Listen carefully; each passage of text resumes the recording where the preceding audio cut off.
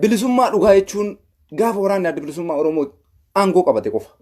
Abadan akka Profeesar Ahmad Cululleetii jechuudha. Bakka abadan amani kan. Sababiin isaa warra magaalaa takkatti woboon tarkaanfii fudhatee wayita akkanatti abbaa biyyummaa isaa ana abbaa biyyaati jedhee ofitti amantummaadhaan sochii isaa godhu kana lapheerraa gammadaan lapheerraa kanaaf har'a gammachuu guddaan dhagama. Abbaan fedhe na aarsuu hin danda'u. Osoo waan feetan na arrabsitanii waan feeta osoo naan jette sakandii takkaaf na aarsuu hin dandeettu har'a. Mirqaanee jira akka nama qama'ee kanatti jechuudha bakka akka nama qama'ee waan takka jedhee kana mirqaanee jira. Sababiin isaa jajjabeen qabsootti jirti. Gara magaalaatti koottaa jennaan magaalaa seenuu jammaran. Buusii keessa seenanii tiraanspoortii jechuu jammaran. Uummata geggeessuu jirallaa. Koofiyaa kaawwatanii kararra wanni kayanii uummata fattashuu jira. Kana jechuun woboodha bakka. Waan itti amanuu dadhabeef annaa galuu dide nam tokko. Waraana adda bilisummaa Oromoo qabsoo isaa kana timsinee bira dhaabbachuu qabnaa. Jabeessuu qabnaa. Miidiyaan Oromoo kanarratti hojjedhaa jennee kadhannee dadhabne. Amma ammoo miseensa haarawaa. Miseensa duraan jiru irratti nama addisii daballee qabsoo jajjaba isinitti gadi dhufuu deemu. Kanarratti amma isin wanni gootan miidiyaa nuu banuudhaaf nu bira dhaabbadha. Oromoon hundi karaan takkattiin bilisummaa ittiin fiduu dandeessan karaa woboo qofa. Woboo tumsuudhaaf ammoo miidiyaa qabaachuu qabdan. Miidiyaan Oromoo OMN hin faan jira. Kuuwwan hundi isaanii jira. Garuu miidiyaa woboo jedhamee miidiyaa qabsoo Oromoo jedhamee ka isin mallaqa keessanii.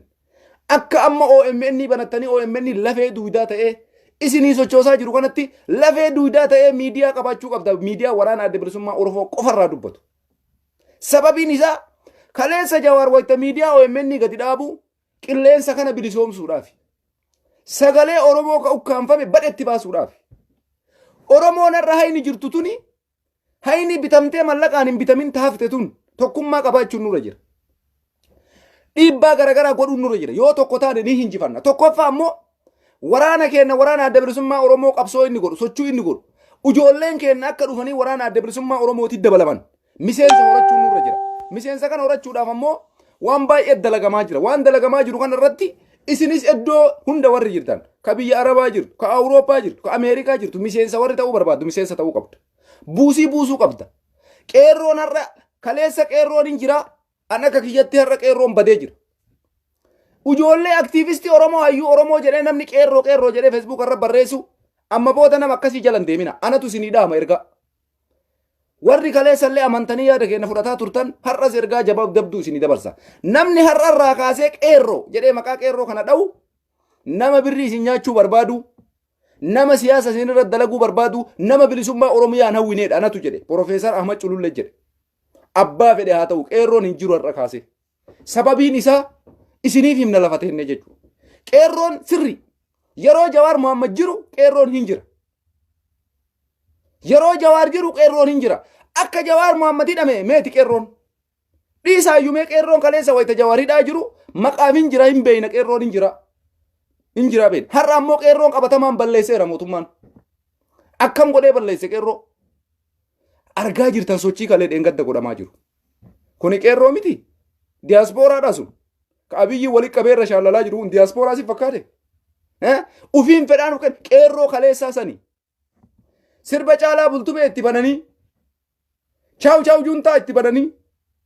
Caalaa bultumeetiin macheessanii ijoollee sirba jarattiisa waa'ee wayyaanee sirbu kan itti matteessanii birrii 5,000 sii kennina, 10,000 sii kennina, 20,000 sii kennina jedhaniini qeerroon isin har'a ittiin isin Facebook irratti ittiin nama nyaachuu deemtan tamu waamaa jirtan qeerroo. Yaa warra qeerroo jettee waa barreessitu. Sheemiin siyaa qabu saalfadhu xiqqoo besiillee. Siyaasa akkanaa siyaasa du'e naasayina. Sababiin isaa qeerroon har'a qeerroon hin jiru. Amanii fudhadhu. Hayyuu feete ta'ii Profeesara feete ta'ii. Qeerroon torbee tana keessa bade. Sagantaan qeerroo barri qeerroo dhume argeessa intas. Irraanfadha. Irraanfadhu. Qeerroon gaafa Jawaariin mana hidhaatti dhiisee kadhannee woboo dabalamaa jennee ni dabalamuu dide ani qeerroon hin jiru jedhee fudhadhe. Har'a ammoo qabatamatti qeerroon hin jiru jedhee afaan guutee dubbadhaa jechuudha. Warri qeerroon hin jira isiniin jedhu ka birrii isinirraa funaanuu barbaadu isinirraa funaanu rabbitu isinirraa buusee fi kennaafi. Qeerroo qarqarreedhanii mallaqa warra isinirraa guuru kennaafi rabbitu birrii teessan birrii bilaashaa godhe. Yoo malleen isinirraa hafte masgiida sadaqadha. Qeerroon tokkollee hin jiru. Yoo kennuu barbaadde dhuguma qabsoo Oromootiif waa godhuu barbaadde waraana adda bilisummaa Oromoo bira dhaabbadhu takkattiin tana tan siidhaamu. Sababiin isaa qeerroo har'a magaalaa takkatti Oromiyaa keessa makiinaa baalee gobbaa irra dhufe gartanii baasii baalee gobbaa irraa dhufe qeerroo kaleessa roobee baaleetii fi agaafraa asiin gobbaa magaalota oromiyaa baalee garagaraa keessatti sochii godhaa turan kumaatama yoo diqqaate baasii 20-30 baasee gobbarraa gara leenjii oofaa jira jechuun mootummaan qeerroon tamitatitti sobdee uummata irraa nyaachuu deemtu qeerroo jettee qeerroo sochii deebis qeerroo kamtu sochii deebi'a haramaa yaa fudhadhu magaalaa takkattii keessaa qeerroo meeqa baase abiyyiin ahmasaa kanatti lama asiin magaalaa jimmaa istaadiyoomii galma tokkocha keessaa qeerroo meeqa baase abiyyiin ahmad qeerroo wayita jettu kana qeerroo kamnatti maartaati qeerroon kaleessallee lubbuu kennitee qabsootti jirtu manan teenne takkattiin isii hundi isii bosona jirti ustaaz kamaal heboo irraa fudhadha marti isaanii bosona jira qeerroo abiyyiin ahmad illim godhee balleesse garuu waan takka waan isinitti himu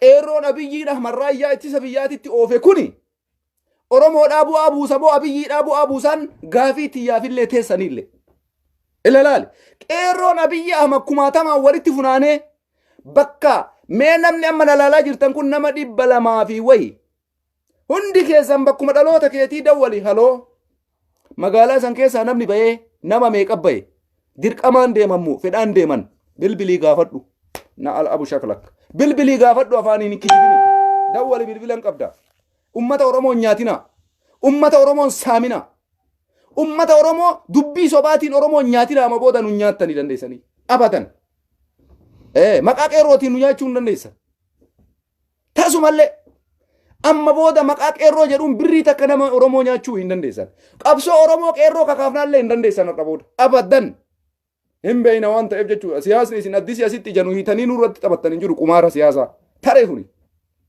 bilbila hundi keessanirra anatu iyyuu badaa haasa anatu kijibaa yoo jette dawwali naannoo dhaloota keetiititti waan biraan gaafatini maatima keetit dawwali maal fakkaata sochiin magaalaa san keessaa dargaggeessa meeqa bahe nama meeqa akkamitti deemi gaafadhu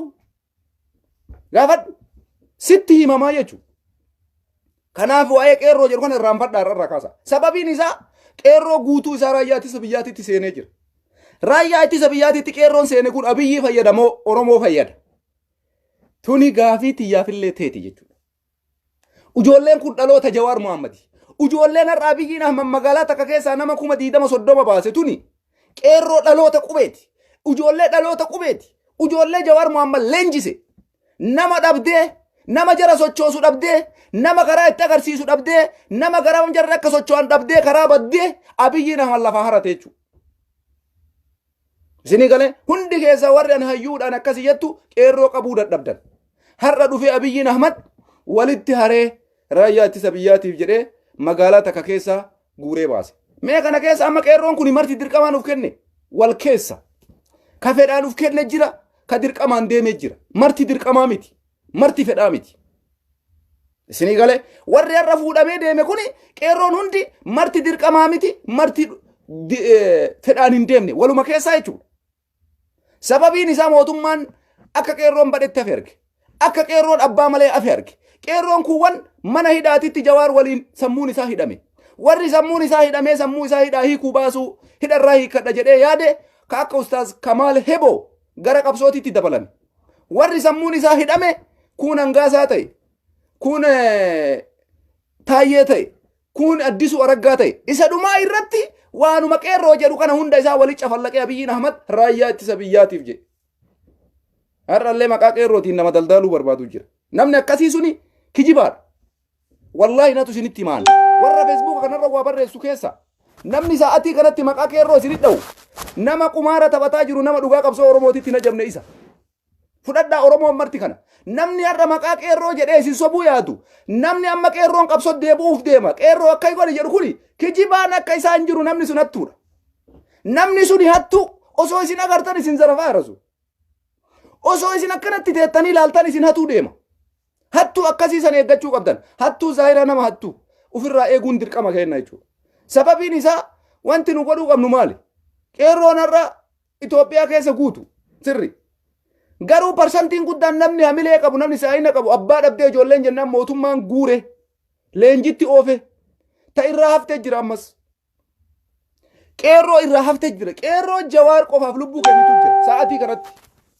qeerroon jawaarii lubbuu kennitu maal godhuu qabdi isaa kanatti tabaqqalaadha lubbuu kennitu ta mallaqaaf bakka hin qabne ta birrii abiyyiin ittiin sobee ijoollee lola oofee raayyaa ittisa biyyaatiitti dabale tanaaf bakka hin qabne ta diddee mana haftee jira quba qabnaa bar waa mara akkanaan inni haasofnu bar qeerroo diddeetiniin kanat dabalamuu diddee mana jirtu jira hagam aga ammaatitti dirqamaan quba funyaanii suuqanii magaalaa mara keessaa baasuu nama hin jalqabne nama didee sa'atii kanatti mana jiru jira warra didee sa'a kanan mana jiru kana maal godhuun nurra jira nutu qabachuudha qaba kana tokkoffaa kana qabachuudhaaf miseensa qabaachuudha qabna wal ijaaruun dirqama ijoollee beeynu nama qulqulluu hayyoota ofit daballee warroota qabsoo adda bilisummaa Oromoo bara dheeraaf hoogganaa turan kana keessaa nama ofit daballee miseensa horannee waraana adda bilisummaa Oromoo biratti ijoolleen sun akka deemanii fi waraana adda bilisummaa Oromoo sappoortii godhuun dirqama kenna jechuudha.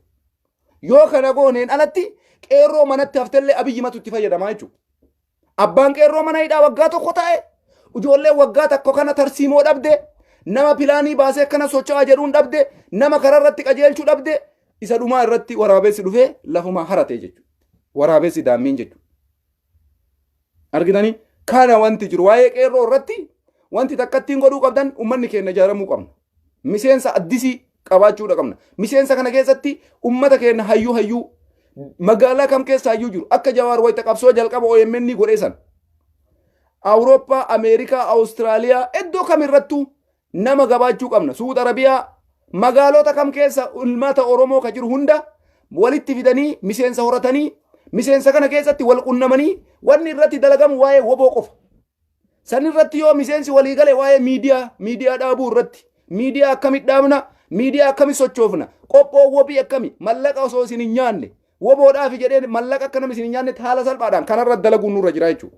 Bakka kanan goonetti qeerroon lama sadiin ganda keessatti hafte san ammallee isa dhumaa irratti yoo ta'a biyyiin ol guure tun gara tokko citte sanniin illee dirqamaan haadhaaf abbaa isaanii jira ka dirqamaa ganaa dhufuuf deema ammallee dirqamni numa jira garuu dirqamni kana caala jajjabaatti dhufuudhaaf deema. Ammatti parsantiin muraasni fedhiillee numa jira dirqamni illee jira amma wal keessa ganaa ka dirqama bichaa qulqulluun dirqama qofti dhufuudhaaf deema jechuudha.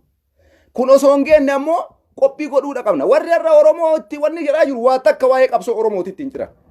Namni bakka homa tokko godhanii diraamaa qabsoo Oromoo laansheessuu warri jiru warra hayyuudha jennee nu jala deemnu kanneen iyyuu gara tokko yoo laalle wanni takka sochiin hin jiru takka hin jiran osoo amma jarri taa'an qeerroon lafaa saabate osoo jarri taa'an abiyyiin qeerroo Oromiyaa keessa jiru magaalaa takka keessaa baasii 12 baasuun kana qeerroodhaa bar abiyyiin ijoollee ofii dhalchee lola oofaa jira isiniif fakkaata.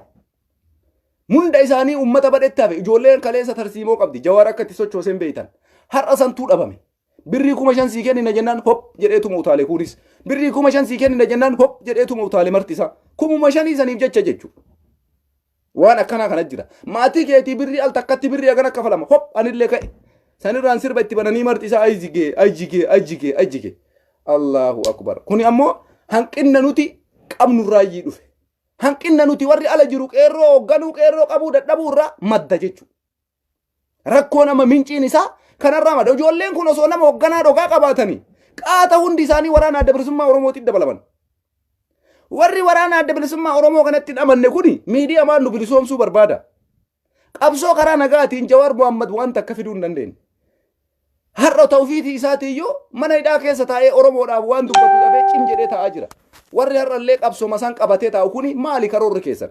Haga jirtan akkanumatti uummata birrii irraa funaannattanii jiraachuudha moo uummata kana gara tokkotti akka ba'utti yaada wayii qabdan.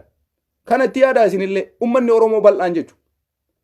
Oromoo wayitti baasuu yoo barbaaddan ijoollee har'a abiyyiin guure kana osoo kaleessa uummata ijaartanii mallaqa buustanii birrii walitti qabdanii amma naannoo hundatti yoo sirriitti dhageeffattan ijoolleen birriin gowwoomfaman. Warri amaraayyaatti isa biyyaatiif deeme kuni parsantiin hundi giddii miti.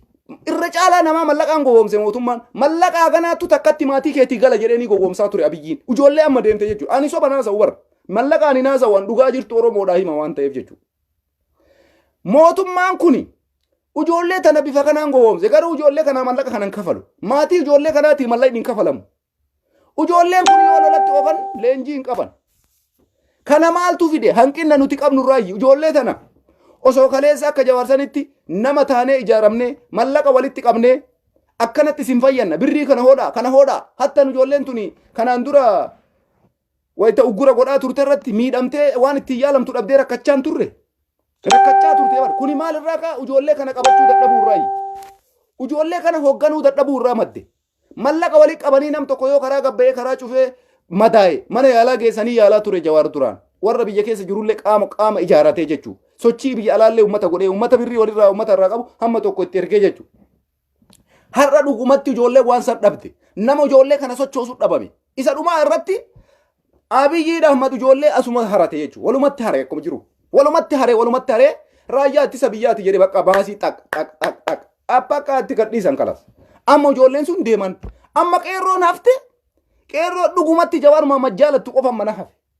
sunniin illee isa dhumaa irratti dirqamaan sanniin amma mootummaan dirqamaan oofa laale amma jara san amma dirqama osoo waan fedhe ta'e yoo manaa baateen dheessiniin alatti jarri sun dirqamaan deeman anama maal isiniin jechuu barbaada ijoollee tan osoo Abiyyiin dirqamaan warruma manatti hafee kanaayyuu osoo Abiyyiin Ahmad dirqamaan waan tokkoon godhin maal gochuu nu barbaachisa amma ijoollee kanaaf guruppii ijaaramee wal gurmeessee ummanni keenya miseensa horachuudha qabna miseensa qabaachuudha qabna ka ijoollee kana akka gara waraanaatti dabalaman godhan sochii isaan godhan kana irratti mallaqaan qarqaaruun dirqama akkuma waraana adda bilisummaa Oromoo qarqaaraa jirtan kanatti ijoollee amma addisii hafte tanallee gara wobootitti dabalamaa qofa osoo hin taane mallaqaan qarqaaruu dirqama amma ummanni keenya parsantiin guddaan sababa birrii raayyaa ittisa biyyaa jedhan kanatti ijoolleen baay'een itti wanni jedhan jechuudha kama amma informeeshina waliin qabnu jechuudha kuni waan amma qabatama dawwallee hubannee jechuudha anamma osoo biyya jiraadhe birrii 5,000 Abiyyi saniin filadhu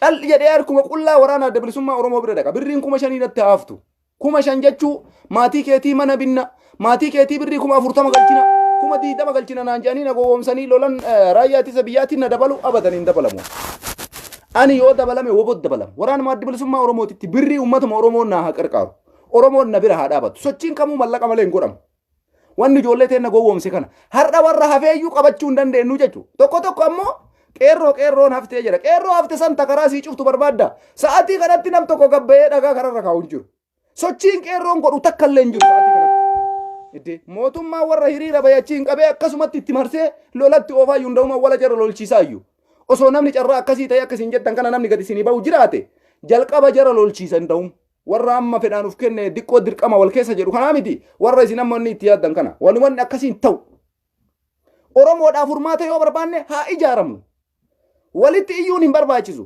hayyuu Oromoon qabdu Oromiyaa fi bakka hunda haa fudhannu Ameerikaa keessaa nama qabsoo Oromootitti amanu haa fudhannu Awurooppaa keessaa nama qabsoo adda bilisummaa Oromootitti amanu haa fudhannu Suud Arabiyaa keessaa nama qabsoo waraana adda bilisummaa Oromootitti amanu haa fudhannu Masrii keessaa nama waraana adda bilisummaa Oromootitti amanu haa fudhannu hatta Itoophiyaa keessaa kana walitti guurree miidiyaallee dhaabuudhaaf salphaadha mallaqa ummata keenyarraa fuudhuudhaaf salphaadha bakka maraa miseensa qabnaa jechuudha yoo miseensi bakkuma magaalaa mataqa qofa jiraate fakkeenyaa yookaan Kanaadaa yookaan Minisootaa yookaan biyyuma Arabaa wayii yookaan Awustiraaliyaa bakka takkatti yoo ta'e hin ta'u Jawaar kaleessa wayita OMN gadhaabee Oromoo sochoosu hayyoota Oromoo mataa isaa walitti qabee miidiyaadhaan mataa walitti qabee akkasitti injifannoo goolabee jechuudha nuti sarra injifachuu ka dandeenyu ijoollee hafte tanattuyyuu fayyadamuu ka dandeenyu yoo mataa keenya walitti qabneedha hayyoota keenya jiranitti fayyadamnee isaanillee ofitti daballee miseensa ijaarree miseensi kun miseensa woboo qofa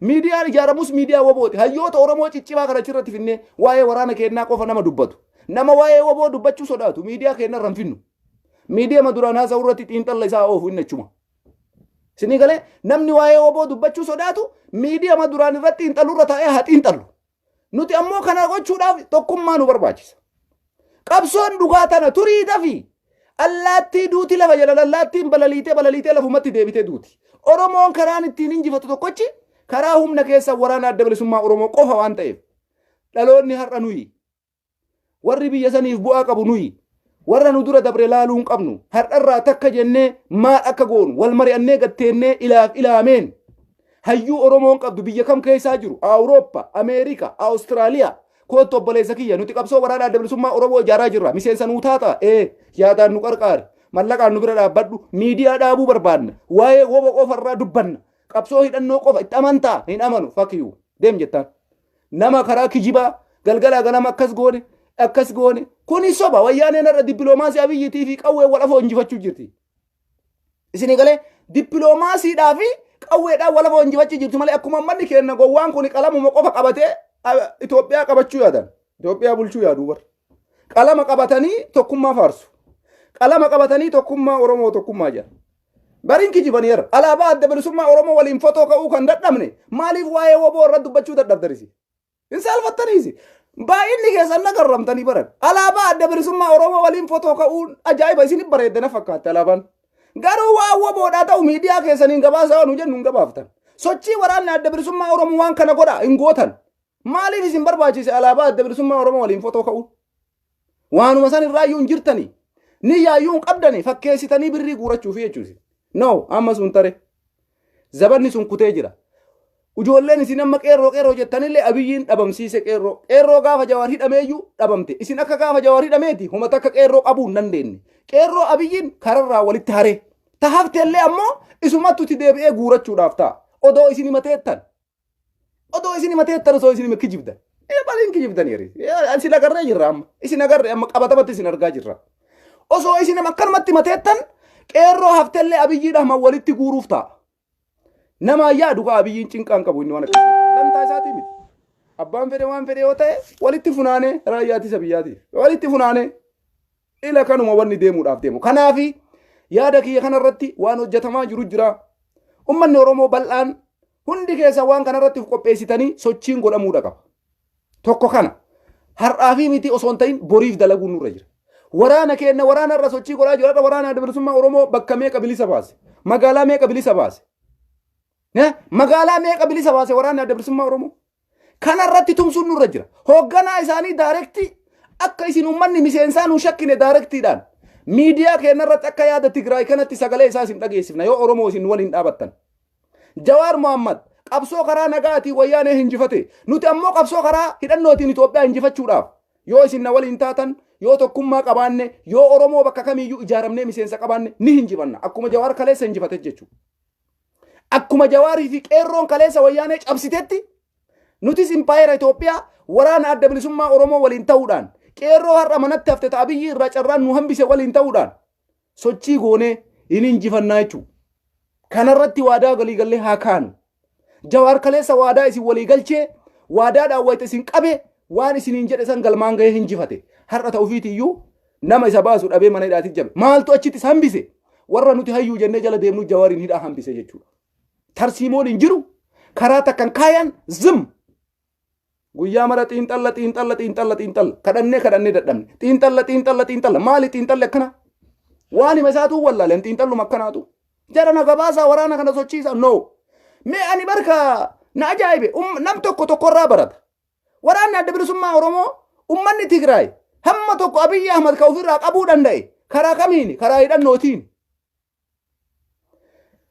sochii hidhannootiin malee dippiloomaasii qofa maaloo Ameerikaa na dhaqqabi Ameerikaa Abiyyi birrii dhoorgadhu Awurooppaa Abiyyi birrii dhoorgadhu jedheetii miti taa'ee lolaatiniin ture taaggalaatiniin ture har'a dachii ofirraa baasee dachii ambaa irraa lolaa jira jechuudha Tigraay Oromoo maaltu kana si dhoorge ittiin amannu kaa marti isaa dhaqee alaabaa adda bilisummaa Oromoo waliin fotoo qacam kaameeraan talekaa fotoo hin bareeddii miree alaabaan fotoo ka'e waliin woboo dubbadobbo no cim jedhe bakka fotoo bicha alaabaa wajji ka'uudha hojiin isaanii uffata woboo wajji uffachuudha waa'ee waraanaa hin dubbatan akkamiin bilisummaa soitan ta'in inumaayyuu yaadamoonni kana tasumallee kanaafi kun ergaa kooti bilisummaa dhugaa goonfachuu yoo barbaanne ilmaan Oromoo hunda keessanuu isin barbaanna ka Suudii jirtu si barbaanna ka qabsoo Oromootitti amante nuti hin barbaannu warra qalamaa sinii galee warra qalamaa sin barbaanna hayyuu sin barbaanna yaada nama nuu kennu garuu qabsoon teenna qabsoo hidhannooti qabsoon teenna qabsoo waraana adda bilisummaati nama waraana adda bilisummaa Oromoo biyya keessa jiru san deeggaruu barbaanna nama waraana san nuu tumsu barbaanna kanarratti ammoo miseensa gahaa horachuu barbaanna jechuudha addunyaa kana mara keessatti bakka ilmoon Oromoo jirtu maratti nama qabaachuu barbaanna kanarratti miseensa namni ta'uu barbaadan gaafa haalli mijjee wanni sun jirra oolee ijoolleen irratti dalagaa jirani wanni sun dhumate isin beeksifna warri quuqama sabaa qabdu ka kijibduun ta'in ka akka oppodiyoo birriidhaan dalayduun ta'in qophaaya wanni kuni gurra isin haabuutuu fi waan dalagamaa jiru jira kanarratti hojjechuudha qabna miidiyaallee gadi dhaabna isintu gadi dhaaba ummannummaan kun isin hin sobnu ammoo qabatamatti waan hojjenne san qabatamatti isin argisiifna akkuma kaleessa Jawaar Mohammad isin agarsiisetti qabatamatti sin agarsiifna. Ajajoota waraanaa adda bilisummaa Oromoo bakka kamuu jiran barbaannee sochii waraanaa keessatti maal isaan akka barbaachisu akkamii socho'uu akka isaan danda'an hanqinni isaanii maal akka ta'e kana gaafanneetiin akka sochiin keessan cimee waraana adda bilisummaa Oromoo ta'u isaanis akka mallaqa argatanii fi ijoollee teenna har'a rakkina birrii irraa kaka'e mootummaa dabalamaa jirtu kana mindaa haganaa maatii keetii kafaleedhee mootummaan ijoollee teenna guurataa jiru kana nutis mindaa maatii isaaniitii fi ijoollee teenna qabsoo waraana adda bilisummaa Oromootii dabalamanii kafallu qabaachuudha qabna. Oromoon bal'aadha. Yoo tokko taanee tumsine yoo deeggarsa qabaanne keessaaf alaan jechuudha. Kanaaf gaafa nu jabaanne ammoo uummanni keenya kabiyya jiru maatiin keenya amma OMN jawaartu gadi dhaabe. Abbaan qabeenyaa Oromoo OMN dhaa birrii kennaa ture. Sababii isaa maaliif? Bu'aa qaba waan ta'eef miidiyaan. Akkasuma yoo nullee jabaannee hojjanne abbootiin qabeenyaa Oromoo mallaqaan nu bira dhaabachuu danda'an. Ifaajee keenya qofatti naftu bara. Harka garaa jalaatiin hayyuun Oromoo beekaan Oromoo dureessi Oromoo hin jira. Si kenna mallaqa si qarqaara. Ati waan qulfii hojjatte bu'aa qabdaa jechuudha. Si galee kanarra dalaguun dirqama kenna. Yaa bilisummaan karaa takkatti qofa kanarratti hin dalayna. Hojiidhaan isin agarsiifnallee. Hojiidhaan. Ustaazota keenya akka Kamaal Heboo yeroo gabaabduu keessatti hunda isaanii waraana adda bilisummaa Oromoo irra warra qabsorra jiru qunnamnee kallattiidhaan akka isinis yaada isaanii dhageeffattan gara miidiyaatiin gara kamiinuyyuu akka isin kana mara dalaguun irratti hojjechaa jirra. Nu faana dhaabbadhaa guyyaa guyyaan ga'e nuutumsaa Oromoo. Ammoo miseensa barbaanna irra caalatti nama barbaanna. Iddoo kamiyyuu nama barbaanna. Ka Awurooppaa keessa jiru nama barbaanna. Ameerikaa nama barbaanna. Awustiraaliyaa nama barbaanna. Kanaadaadhaa nama barbaanna. Su'uud Arabiyaa keessa miseensa barbaanna. Awurooppaa biyya 28 keessa miseensa barbaanna. Biyyoota Arabaa Suudaanii macarrashaa. Suudaanii maami amma biyyi akka Afrikaa keessatti ijoolleen teenya baay'inaan jiran. Ammallee bakkeen rakkina qabdu achumaami achii miseensa barbaanna. Nama yaadaan nu qarqaaru yoo mallaqallee dhabe. Kan nu tumsu. Sochii keenya kana keessatti ka hirmaatu nama akkasii barbaanna. Masrii keessa iddoo kamiyyuu Oromiyaa keessa woboo jira. Woboo kanatti ka dabalamoo dargaggoo barbaanna. Qeerroo barbaanna. Kana ammoo mallaqaan malee sochoosuu hin dandeettu. Kana ta'uudhaaf miseensa barbaanna jechuudha. Miseensa bal'aa akka jawween gadi dhaabee waan qulfii qabdu dalage sanitti nama qulfii qabannee waan qulfii isinii dalayna Oromoo.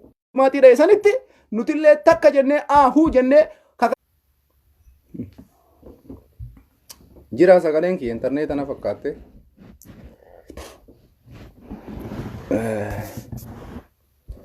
Sagaleen kiyyan jira mee amman jira na fakkaatte.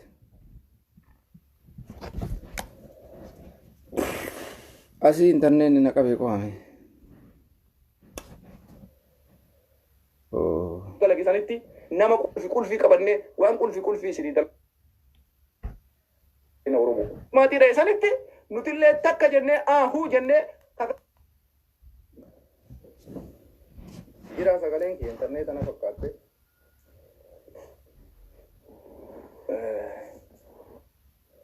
Sagaleen kiyyan jira mee amman jira na fakkaatte.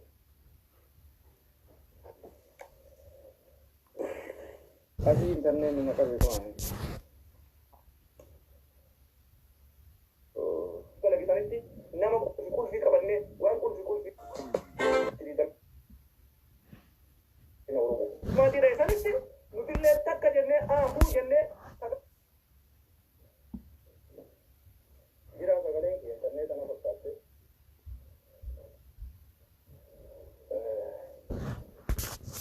Sagaleen kiyya jira mee amman jira na fakkaatte.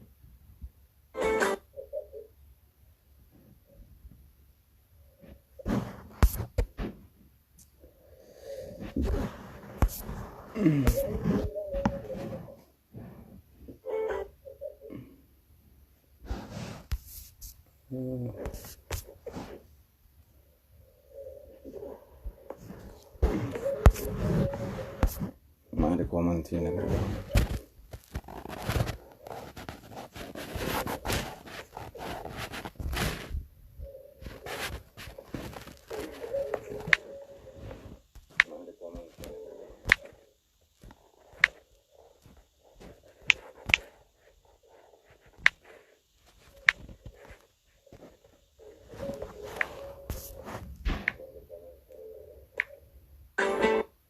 Sagaleen kiyyan jira asin bira.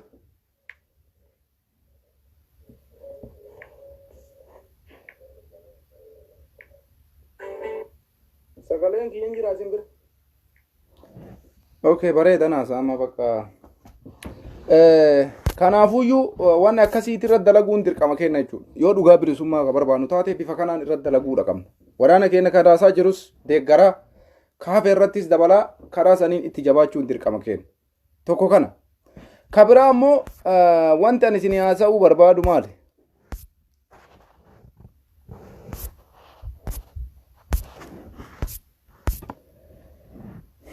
Wanti ani isin haasa'uu barbaadu inni biraa waa'ee ijoollee amma funaanamanii kan irratti jechuudha. Karoora mootummaan amma qabatee deemu kanaa fi waa'ee ijoollee amma walitti qabamanii irratti jechuudha. Ijoolleen amma walitti qabaman kuni nama meeqa walitti qabamee maaliif walitti qabamanii isa jedhuu fi yaada ijoollee kanaa irratti waa'ee ijoollee kanaa irratti waan jedhu qaba. Tokkoffaa waan amma dhufuudhaaf deemu isinitti hima. Waa'ee amma ijoollee kanaa irra jechuudha. Wanti dhufuudhaaf deemu ijoollee amma walitti qabamaa jiran kana karaa ittisa biyyaa oofuudhaaf leenjii godhamaa jiran kana isinii galee ijoolleen kuni amma waan ajaa'ibaatti dhufaa jira. Akkuma argaa jirtan kana lola amma naannoo Tigraay keessa geggeeffamaa jiru nama booji'amu yoo gaafattan namni leenjii hin fudhatu. Akkanumaan akkuma dhufeen gara wanni itti dabra. Gara lolaatitti jedhu namni ammoo akkasitti loluu hin danda'u. Injifachuu hin dandeessu lola akkasii jechuudha. Kanaafuyyuu amma maaltu dhufuudhaaf deemu? Waan dhufuudhaaf deemu amma waan natti dhagaame tokko jira. Mootummaan kuni yoo diqqaate dhiifama nuuf kolcha asii rakkoo teeknikaa feesbuuka kanallee baay'inaan akka nu naasofne nu guraa jiru. Kanallee amma kun rakkoo fidanii amma sa'aatii tokko akka ni naasofne wanni godhanii san amma sirraa'ee jira na fakkaataa sagaleen kiyya isin bira yoo ga'e achumaan dhageeffattan jechuudha.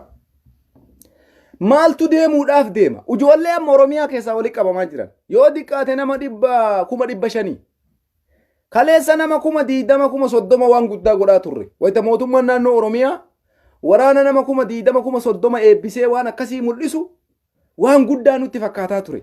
Har'a ammoo maal inni argaa jiru? Miiliyoonaan uummanni gara waraanaatitti oofe mootummaan kun. Amma maaltu dhufuu deema? Isinitti mana geeffadha. Amma uummanni biyya keenyaa jaalatee osoo hin ta'in dirqama waan uummanni keenya godhu jira. Nutiin har'a biyyiin jaalanne, nutiin har'a biyyiin deeggarre. Wanni kun nama kamuyyuu waan hanqatu miti. Sababiin isaa waan kana dhageeffadhaa sirriitti. Tokko, ijoolleen amma waraanaaf ooman nama 500,000 kana maal nyaatan maal dhugan? Mee kana ugaafadhaa bakka jirtanitti. Ugaafadhaa mee bakkuma jirtutti nama 500,000 hin caala. Waraana duraanii qallaba qaba. Ka ammaa qallaba qaba. Ijoolleen kun akka maatii jalaa dhaqaniin bakka fedhan osoo deemanii dirree lolaa haa deemanii nyaatu malee loluu hin danda'u namni. Osoo nyaanne loluu hin dandeettu. Osoo garaan keessi beela'u xiyyiitii tokkosuu hin dandeettu. Dirqama nyaata si barbaachisa. Kanaan dura raayyaa ittisa biyyaatiif jedhanii nama sangaa 2 qaburraa sangaa tokko fuudhan tokkotu hafeef. Amma tokkocha hafee magaalaa tokko keessa walii qabaa jiran. Isa dhumaa irratti dirqamatu dhufuudhaaf deema. Nam tokko osoo nyaanne xiyyiitii tokkosuu hin danda'u. Mootummaan kuni waan dalagu kana keessatti waan osoo itti yaadin godhaa jirutu jira. Tokkoffaa sababiin isaa waraanni baay'achuun homaa miti. Ani yeroo tokko maaltu na dhagama beeytanii Abiyyiin ama wayita ijoollee Oromiyaa keessaa akkanatti kumaatamaan raayyaa ittisa biyyaatitti oofu jedheetiniin ama Finfinnee keessatti Adaanech Abeebee kaleessa waamicha dhiyeessitee turte. Qeerroo magaalaa Finfinnee jirtan karaayyaa ittisa biyyaatitti dabalamtanii warri hin dabalaminis kottaa itti waamicha dhiyeessite. Har'a akka isin agartan sanitti addabaabayii masqalaa jedhan irratti kumaatamaan qeerroo kumaatamaan hiriiree dhaabataa jira. Jarana namni kun maal nyaachuudha? Maal dhuguudha? Uffata reenjarii qopheessanii lafa jira rakkoon qabu gatii isaan laalanii mootummaa warshaa keessaa dibaasee itti kenna. Rakkinnan qabu kun reenjarii uffatanii deemuu ta'e Tigraay nama. Reenjarii uffattee Tigraay dhaquudha. Achi yoo dhayxu ammoo yoo nyaanne yoo dhuuyne xiyyiitii tokkosuu dandeessa. Ammoo nama kana baay'atu kana maal nyaachisuu jedha mootummaan kun. Kanatti yaaddanii jirtanii. Kana gaafataa jirtanii uummanni keenya hayyuun keenya kanarratti yaadni keessan maal fakkaatame? Waa'ee kana irratti jechuudha. Uummata amma inni walitti qabaa jiru kana qallabni uummata kanaa eessaa dhufuudha heda? Mindaan uummata kanaa eessaa dhufuudha heda? Kana wal gaafachuun dirqama kennaa jechuudha. Tokko kana amma rakkoon guddaan.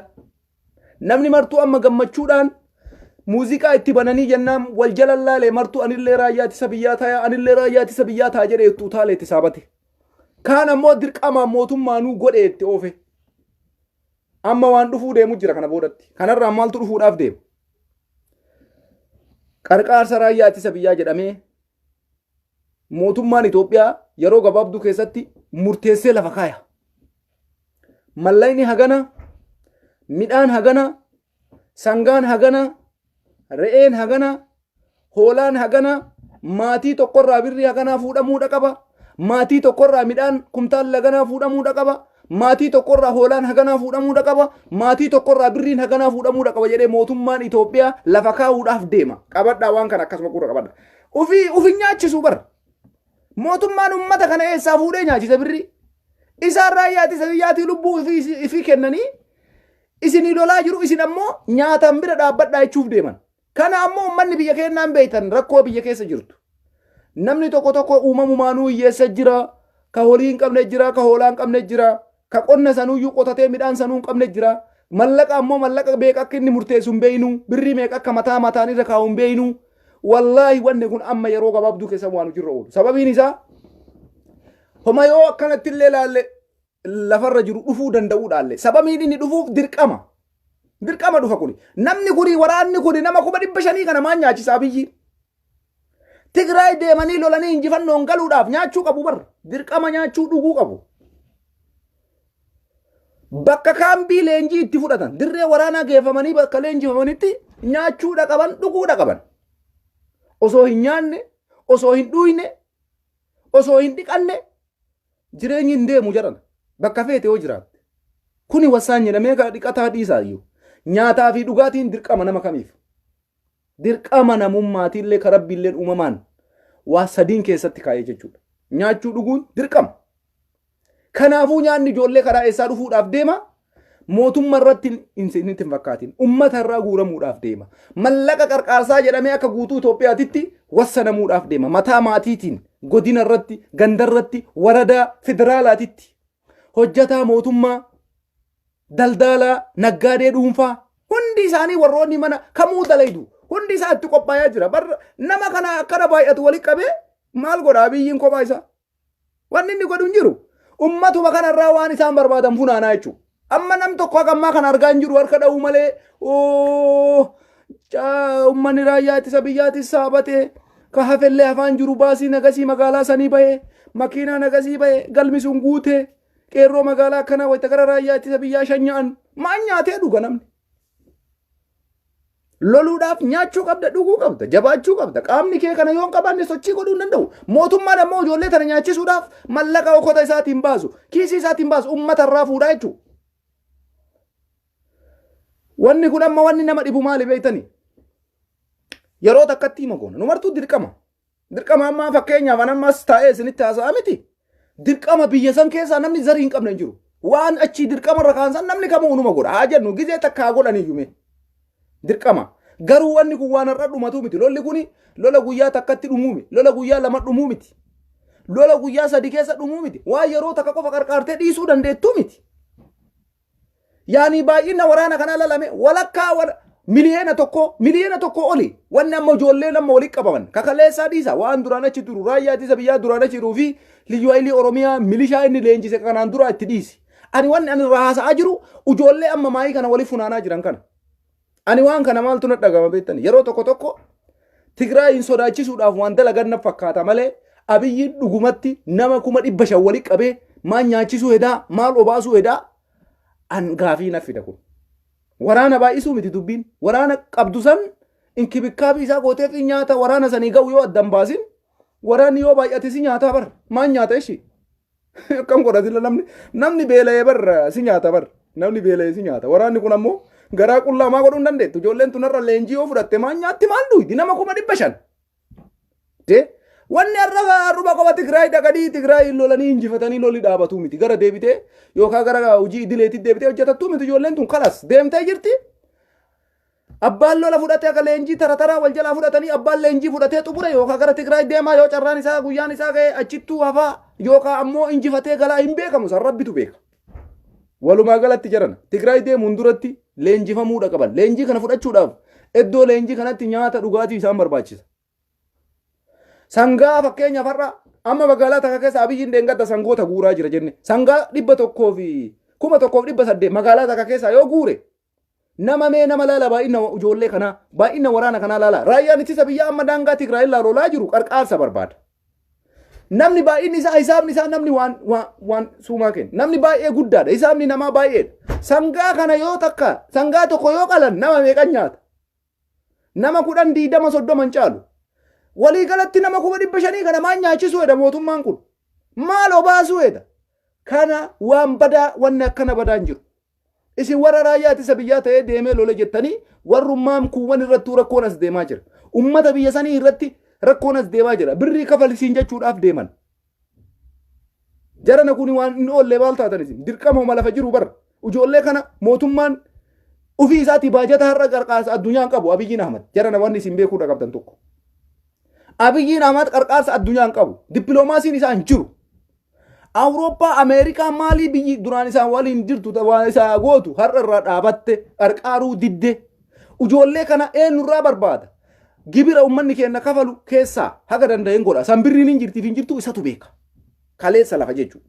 Kabira ammoo ummata Itoophiyaa irraa barbaada. Ummata Itoophiyaa yoo jennu hunda isaa ati Oromoo ta'ii sabaa waan feete ta'ii hunda kee dirqama baata akka naannootitti goddi gandarraa kaatee haga federaalaatitti dirqama sirra kaayama mallaqa sirra kaayama nyaata sirra kaayama dhugaatii sirra kaayama kana hunda godhuudhaaf ammoo kuni waanuma sirriidha garuu ammoo haga yoom akkasitti namichi sangaa tokkocha qabu tokkocha kenna achi booda namichi sun maal ta'a inni illee xawaalii raayyaa ittisa biyyaa ta'uu dhaqa maal godharee sangaa qabu tokkocha irraa fuudhanii nyaata qabu tokkocha irraa fuudhanii anillee raayyaa ittisa biyyaa ta'a jedhee harka baasuu malee carraa isaaf hin jiru bara dhumate waan biraa waan godhuun qabu birrii fiti jedhaniin hin qabu sangaa fiti jedhaniin hin qabu midhaan fiti jedhaniin hin qabu maaliif hallisa raayyaa ittisa biyyaa ta'u deemee loluudha.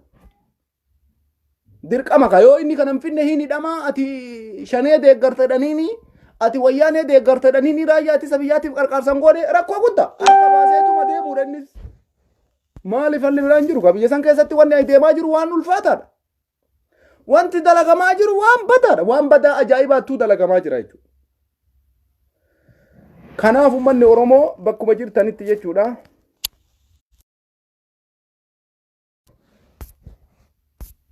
Waan badaas deemaa jira jechuudha. Waan ulfaataa waan hammanan jedhamne jechuudha. Maaliifi waan kana gammaa namni irraa dubbataa hin jiru. Ani yeroo tokko akkana taa'ee olaalu maal godha beektanii? Abiyyiidhaaf akka godhaa jiruuf ummata Tigraay sodaachisuudhaaf ijoollee walii qabeetiniin kana godhaa irra malee nama kana maratin bakka takka walii qabee nama 500 nyaatumaa fi dhugaatii isaatu iyyuu hin danda'u sila maal godhu edaa ka jedhu nan dhaga'a. Wallahi dhuga maal godhu edaa akka Ameerikaan akkanatti yeroo takka waraana leenjisuu hin dandeettu biyyummaan quuftuu isin jettaniisu. Ameerikaan maan amma akka addunyaatti tokkoffaatuni waan amma akka isin Abiyyiin godhaa jiru kana godhuu hin dandeettu. Baajata waraana tokko nyaachisuu ulfaata amma ammoo waraanni kun nyaatu malee dhugu malee lolu kana irratti uummanni keenya uf qopheessuu qaba kanaafis jechuudha. Abbaan waan qabu danda'ee kafalu inuma kafalata. Ka danda'ee hin kafalanne ka sangaa tokkocha qabu kanaan dura irraa fuudhanii kanaan dura akkuma isin agartan miidiyaan Oromoo gabaasaa ture sangaa lama qabaa lama keessaa tokko narraa fudhatanii tokkocha naafee amma waan qotadhuun hin qabu jedhaa ture qotee bulaan kanaan dura amma ammoo wanni sun ammoo san caala jabaate amma dubbii. Zabana kanatti amma gizee kana ammoo namni Abiyyii dura dhaabachuu danda'u jiru sababiin isaa mana keessa dargaggeessi gabbee lolat deemaa jira ati ammoo akkamitti sangaa kennuu dhabdaa jarri lubbuu fiituu kennanii siin jiran ati ammoo rakkoo mateetii fi malee itti dabuu fi miti jara naannomaan qabu midhaanis hin qabu birris hin qabu mee maal godhesh anillee raayyaa ittisa biyyaa ta'a yoo jedhe malee carraan biraa dhabamuu deemaa jechuudha kuni waan ulfaataa rabbi biyya sanii buuse waan hiikkaan isaa namaan galeedha amma har'a fakkeenyaaf nam tokko gammachuu harkatumaa jira wayyaanee injifachuudhaaf dargaggeessa gana bahee Baale keessaa gana bahee Jimma keessaa gana bahee Arsii keessaa gana bahee Harargee keessaa gana bahee naannoo Amaaraa keessaa dargaggeessa gana eenyuun loluu deema beektanii kuni marti ummata Tigraay Itoophiyaadha maal lolaniin jalqabu maayyuu loltaniin nama kana mara maal nyaachisuu eddan maal obaasuu eddan tokkoffaa ijoolleen kuni akka amma isaan jedhan kanatti reenjarii uffata qofan qabnaaf uffata warshatti ol naqanii uffata gabbaasanii uffadhu atillee poolisii taate akkana godhe shak godhi akkana keessa kaadhu asiin itti galchi tokko si'anii deema.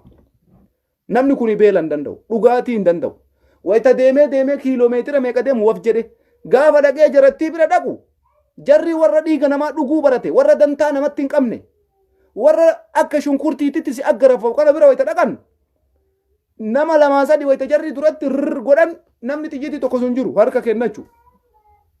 Kana keessatti injifachuun eessa jira? Namni akkamitti osoo leenjiin fudhanne dirree waraanaa deema? Amma mucayyoo har'a dhageeffattan san ani wanna takka leenjii ta'edhanii na waaman malee leenjii wayiituun qabu akkaataa iyyuu hin beekuu jette. Ka'ii jennaan ka'ee dhufee waan godhuun qabu amma immoo rabbiin carraa isii hambise. Miskiina laalame. Lubbuun nama akkanatti hafti jedhan. Nama haqa qabu, nama badii dalaguudhaaf hin deemne, wallaahi rabbitu isaa tumsa miskiina. Ani maal jedha beektanii? Warri Tigraay dhaqee carraa harka kennachuu iyyuu argate. Warra guyyaan isaan gayini. Guyyaan namaa ga'u malee hin du'u namni. Quba qabaadhaa Oromoo. Guyyaan namaa ga'u malee hin du'u namni. Lola akkasitti musiibaa san keessatti osoo akkanatti xiyyiitii kan harsi godhan.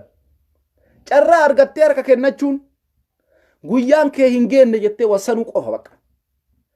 Guyyaan kiyya hin geenne jettee murteessuu sirra jira malee lakki wayyaaneen si yaaddeetii miti. Maaliif sababiin isaa namni callisee walitti tokkosa jalqaba. Harka kennadhuun duratti jalqaban lolanii mi jedhan.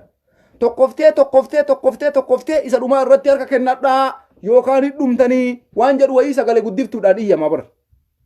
Namni jalqaba osoo xiyyiitiin tokkoof harka kennatu hin jiru. Wayita xiyyiitiin tokko kana keessa nama meeqatu xiyyiitiin irra buutee luka dhooyitee yookaan qaama isaa dhooyitee ajjeefti. Rabbiin ammoo kana keessaa nama hambisee warri carraa argatee harka kennate guyyaan isaa hin geenne jedhamee ilaalama jechuudha. Anama mucattiin afaan Oromoo malee afaan Amaariffaa hin dandeenye irra wayita Facebook irra isin olii gad oofaa jirtan suni garaana nyaatte dhugaa rabbiititti. Ummata miskiin akkanaa kana.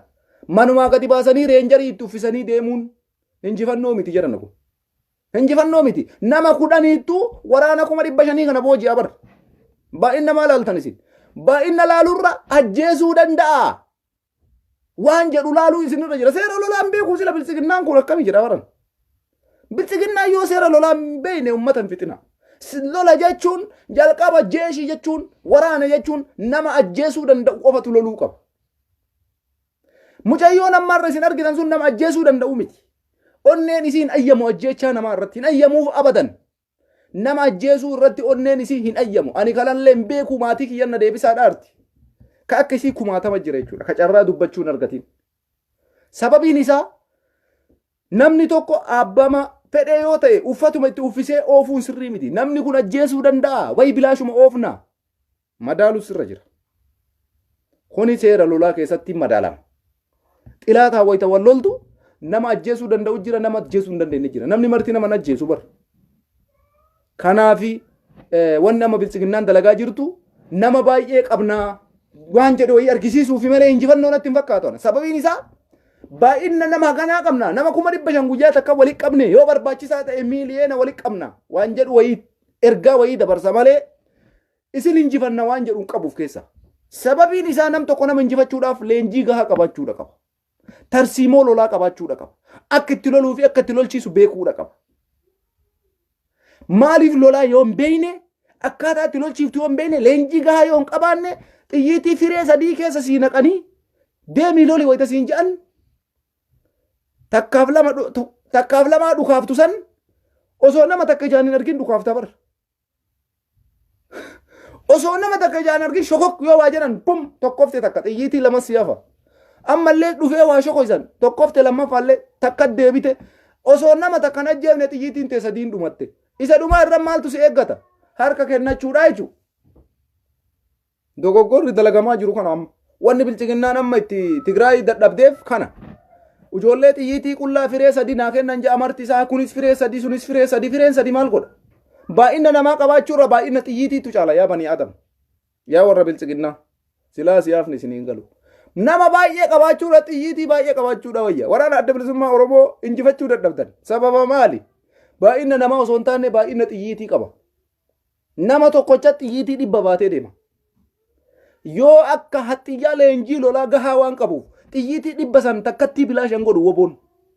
Xiyyiitii 100 isaa bilaashan godhu lafan buusu. Seeraan itti fayyadama jechuudha. Warri mootummaa kun ammoo firee sadii keessa kaan firee sadii san akkati tokko sun beeku yoo waa shoko isan tokko se keessa dhumatte achi booda carraan isaan qaban harka kennachuudha. Baay'inni namaa maal si fayyada? Baay'inni namaatii mika si fayyada? Baay'inna rasaasaati jechuudha. Sanirraan ammoo loltuu gahaa qabaachuudha qabda. Tektika lolaa gahaa yoo hin qabaanne wanni fidu hin jiru. Ammaan fakkeenyaaf nama 500 fide mootummaan 500 qopheessee 20 qopheessee watakka wanni dhufu hin jiru wanni dhufu sababiin isaa anarra akkanatti bakka jiru kana fuudhanii osoo lolan oofanii wanni fidu takka illee hin jiru hin lolu malee akkamitti lolle anarra nama ajjeesuun beeku ajjeesaan turre dhiiga namaa jiisaan turre leenjii nanti hin kennine akkana godhii tokkosii qofa natti himanii reenjarii na uffisanii na ergan baay'ee bakka midhaqeetiin nama akkanatti dhiiga namaa dhangalaasu guyyarraa dhiiga karaa akaafaa baatee gurmurra kaatee deemaa baru manni gurmuu isaanii irra kaatanii akaafaa itti wayita du'e awwaalaa kararraaf jalaa guuraa isaan biratti nasbeen namaa homaa ittiin fakkaattu garuu ammoo ijoollee oromiyaa keessaa walii qaban miskiinnan tanaa fi milishaa naannoo amaaraa keessaa amma tigraay deemu kuni abadan sinin jala wanni abiyyiidhaa fidu takkallee hin jiru kanan dogoggorina abadan baay'inni namaa homaa bu'aan qabu osoo baay'inni namaa bu'aa qabaate har'a oromoo silaat biyya Itoophiyaa jedhamtu san keessatti namni nu jala dubbatu hin jiru ture kanarraa iyyuu baradhaa jalqaba akka Itoophiyaa keessaatitti osoo baay'inni bu'aa qabaate silaa oromoo namni maqaa isii kanaan diqqoma lubbuuf dura dhaabatu hin jiru ture miliyoona 60 turre nuti tigraayin irra ummanni Itoophiyaa isin jettan kun marti loleenii dadhabaa jiru tuni miliyoona 6 bara baay'inni maanuun fayyadin tayyib ka abiyyi ama fayyadu nama 700 800 qabaachuun abiyyi ka fayyadu oromoo miliyoona 60 ka qabnu numaa jawaarii dhaabaasuu dadhabne baay'inaa miti dubbiin jaran dubbiin baay'inaa akkapiti qulfii ta'uudha qunna garii qabaachuudha agarte qunna garii si barbaachisa malee baay'inaa osoo fayyade oromoo fayyada oromoon miliyoona 60 tigraay miliyoona 6 ummanni Itoophiyaa miliyoona 110 keessa miliyoona 90 meeqatu isaanii lolaa jira miliyoona 110tu tigraay lolaa jira akkam isin fudhatanii san qofa irratti dabalamee eltiraan lolaa ni jirti miliyoona 6 kanaan maa hagarraatitti harka kennachuu dadhaban hin kennan wanni baay'ina osoo hin taane hayni jirtu sun qunna garii qabaachuudha abiyyiin ahmad amma nama 500 qopheessedhee lola oofu osoo hin taane xiyyiitii hagam qabaa namni lolaafan ergu kun nama akkamii osoo adda baafate dansaadha ilaalcha kooti kun akka siyaasaatitti akka amma daalutti kana baay'inni oromoo waan fayyadin abiyyi illee hin fayyadu waraana baay'ee qabaachuun isan fayyadu kumaatamaan nama leenjisuun isan fayyadu waraana tigraay nama 100 jeeshii tigraay jechuu baay'ee miti bar 100 tigraay ijoollee abiyyiin oromiyaa keessaa fide 5,000 tan walitti hin dhufan sababiin isaa jarri tigraay leenjii gahaa qabu kanneen ammoo leenjii ittiin kennan uffata qofa itti uffisanii oofan an osoo leenjiin nama leenjii qabu akkamiin injifadha osoo leenjii gahaa hin fudhanne nama leenjii gahaa fudhate akkamitti dura dhaabbadhaan hin danda'amu jechuudha jalqaba waan tokko gochuudhaaf barachuudha qabda isa dhumaa irratti nama si madaalu lolchiisuu qabda jechuudha silaa irraa biyyi nama tigraayin kan loluu qabu maal ture raayyaa ittisa biyyaa amata 30 Itoophiyaa keessa ture warra lola jeesuu beeku nama tura akkanaa kanneen waraana akkanaa kanatu loluu ni qaba silaa tigraayin tigraay waraanni sun dadhabe ijoolleen har'a kaleessa haadhaaf abbaa jalaa manaa fuudhan hin injifattiin kuni abjuu abiyyi ahmad abjuu aganyoo tashaageer mootummaa naannoo amaaraa abjuu adaanechi abeebee abjuu isaaniiti malee kun waan ta'uu miti tigraay injifachuu yoo barbaadan raayyaa ittisa biyyaatti erga raayyaa ittisa biyyaa keessaayyuu warra waggaa 100 ummata fixaa ture warra dargii irraa hafesan yoo qabaattan itti erga yoo sun isin harkaa dhume gatteettanii araaramuun alatti wanni isin fiddan takka illee jiru dhugaa isinitti himaa loltanii illee dadhabdan yaaltanii illee dadhabdan baay'inaan ammoo wanni fiddan takka hin jiru quba qabaadha baay'inni osoo bu'aa qabaatee anaafuu bu'aa qaba oromoodhaaf bu'aa qaba nama na duubatti agartan kana oromoo baay'ee jaalata ture nama baay'eetu agarraatitti booyaa ture nama baay'eetu agarraatitti footoo isaa feesbuuk irraa qaba nama baay'eetu agarraa garaan isaa gubataa jira maa waan godhiniif nuti har'a barxiyyiitii malee nama kana hidhaa baafna osoo tokkummaa qabaannee yookaan akka ummata masin lolaa jiraattanii kanatti xinikkaaree wayii qabaanne xiyyiitii takka osoo hin tokkoofne rasaasa tokko malee nama kana hidhaa baafna turre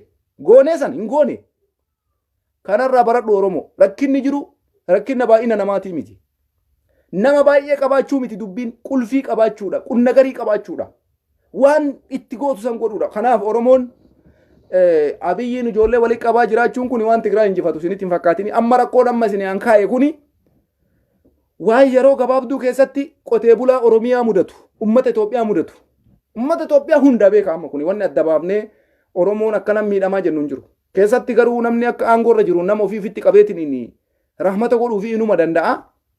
Garuu waan nama isinii kaa'e kana midhaan mallaqa sangoota hoolota ro'oota waan ijoolleen amma deeman kun nyaatan ummata gaafachuuf deeman mootummaan dirqama ka addunyaarraa qarqaarsan qabu bakka kamii qarqaarsan qabu ijoolleen kun ammoo osoo nyaanne loluu fi hin danda'an osoo dhuyne loluu fi hin danda'an. Kanaaf yaa banii Adam dubbi jabdu as deemaa jira harka rukutuun baay'isinaa mee waan Itoophiyaa kana nama waan nuunaa galuu dide. Mootummaan Itoophiyaa manni maree bakka bu'oota paarlaamaa biyyattii ka jedhan kuni ani na mul'achuu dide waan isaan yaadan. Maaliifi furmaataan barbaanne. Lolli kun dhumataa akka hin jirre arganii isaan. Lolli kun ammoo lola waliin jifachuu hin danda'amne ta'uu isaan arganii. Maaliif falan barbaanne jedhaa baran. Falama akkamii barbaaduu dhaban. Lolli kun lola dhumuu miti. Tigraay kaleessa waytan barahaa keessa jirtu abiyyiidhaaf harkan kennine. Har'a deebitee eega maqalee qabatte abiyyiidhaaf harka kenniti soba kuni dogoggoraalle. Wayta barahaa keessatti kaleessa inni shaabiyaa waliin lolaanii tureeyyuu abdiin muranne ummanni kun. Har'a ammoo kadachii Affaar keessaa lolaa jiru ka asiin daangaa Amaaraa irraa lolaa jiran Abiyyi Ahmaditti harka kennatan jettanii yaaddanii. Kuni tasumallee waan ta'uu miti. Walumaa galatti akka kiyyatti rakkoo ka qabu maa inni beeytanii mana maree bakka bu'oota ummataati. Paarlaamaa biyyattiiti. Abbootii alangaa biyya keessatti abbootii seeraa jechuun warra amma Itoophiyaaf hin jiru kanni. Mootummaa warra jedhee socho'u kun. Jarri kun silaa waan itti yaaduu qabantu ture. Jara kanaan lollee turre. Ammallee nasbee namaa galaafachuun alatti bu'aan nu argannu jira lola kanarraa osoo jedhanii madaalanii waan gaariidha. Amaarri walqaayittii jetteef walqaayitii irra yoo dhuman haga yoom dhuma namni. Baadimmee mata'uuf deemti walqaayitti agadee. Yaa subhaanallah. Sanumattuu waan tasaa akka umiti. Ijoollee baay'eetu achitti wanni jira garuu ammoo ummanni lola dhiisee akka dhaqeen harkuma kennachuu jira sababiin isaa wayyaaneen sistamii addisii baafte. Isin hin ajjeefnu harka kennadhaa jennaaniin ummanni kaan jalallaalee viidiyoo irratti wal argaami kun quba qabani. Jarra sanuu rabbi baasee jawarra qabdeen ajjeefne ka jedhu ka dhufu harkuma kennataa jira malee lolaan jiru waraanni. Kana keessatti lolli akkamitti dhumaree ta'in. Hin dhumuu jechuudha. Kanaafi waan bu'aan qabne hin dalagina. Kasaraa guddaa keessa galtee biyyi diigamuuf deemti. Ani ka jedhu ijoollee hiyyeessaa miskiina maatii jala guurtan ka jara birrii gana maatii keetii kafallettanii gowwoomsitanii baasanii achi fiddan xawwaalii gara waraanaa reenjarii itti uffistanii ooftanii ajjeesina. Xiqqoo mallee taatu leenjii godhaafi. Baatima takka illee taatu leenjii kennaafi. Baatima takka. Nam tokko har'a lola ooftanii wanni injifatu takka illee hin jiru yaa itti yaadaa isin warri mootummaa tasumallee ufiin hin taphatina. Ilmaan hiyyeessaatiin hin taphatina. Namni har'a isin achii fiddanii raayyaa ittisa biyyaatii maalii godhate abadan wanni dhufu hin jiru. Leenjii isaa ijoollee leenjii gahaa kennaafi. Eega walitti qabdan leenjii gahaa godhaafi. Achi booda osoo isinillee karaa gortanii gaaf tokko yoo akka tasaa ta'ee biyyi sun nagaa argatte ijoolleen tun ijoollee dhaloota qubeeti. Mumkin biyya san tajaajiluu dandeessi.